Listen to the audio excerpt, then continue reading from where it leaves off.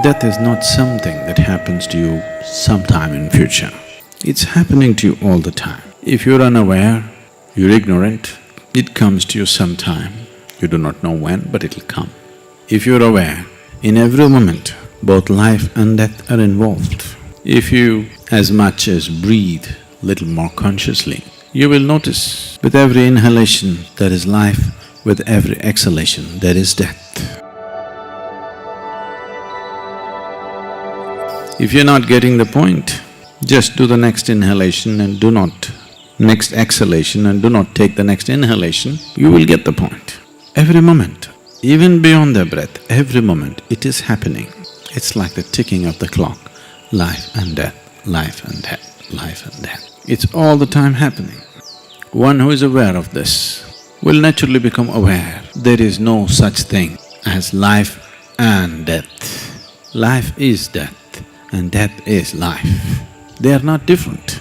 It is only a question of the womb, the crawling out, growing up, taking the loan from the planet and putting it back. But it's just life or it's just death. We need not have invented two words for this. It's just one thing.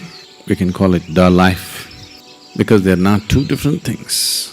It is out of a very gross sense of unawareness about the life process because the wonderful gifts that have been showered upon humanity, we are using them like toys. It feels this way. This mind, this brain, capable of incredible things, but we are using it like a toy only because of so many silly assumptions we have made about life. So many kinds of camouflages we have put upon life, not seeing it just the way it is. All kinds of inventions about it, too many philosophies, too many ideologies. Oh, I'm going too far. A lot of people are just living by some silly slogan that they read somewhere. This happened in an African village. There was a man-eating lion bothering a certain village, grabbing men, women and children off and on and making breakfast of them or dinner. So they did not know how to deal with this lion because it was a very ferocious animal. So they called the big-time celebrated hunter from Zimbabwe. His name was Coromandel Smythe. Coromandel Smythe is a big man, carried a big gun and is a big game hunter, big on all things. So they invited him for a great big fee. He came, he walked around the village for 3 days. The lion didn't turn up. He had other contracts. So he said, my time, precious time is going away. So let me do one thing, bring one of your cows here. They brought a cow. With one slash of his hunting knife, big hunting knife, slashed the animal's throat and then skinned the animal, took the hide, fresh hide, put it over his body as camouflage. Unless you have become aware that what you call as life and what you call as death are not two separate things. One who does not embrace death will not know life at all. If you sit here, I don't want to die, I don't want to die, I don't want to die, all that will happen is you will not live.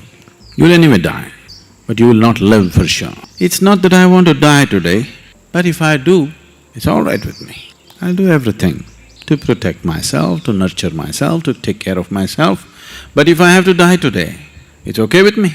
Now I can step out and live, otherwise I cannot live. Basava, a Kannada saint, a great poet, a fabulous devotee, a very beautiful devotee, a sage and a mystic, wrote hundreds of poems, but constantly he treaded many things he wrote about death, lot of things about life, but many things about death. This is a translation, it loses its some of the beauty of poetry, but you get the meaning. Basava said, sacrifice a lamb brought to the festival, eats up the green leaf brought for decorations. Sacrifice a lamb brought for the festival, eats up the green leaf brought for the decoration, not knowing a thing about the kill, not knowing a thing about the kill. It wants only to fill its belly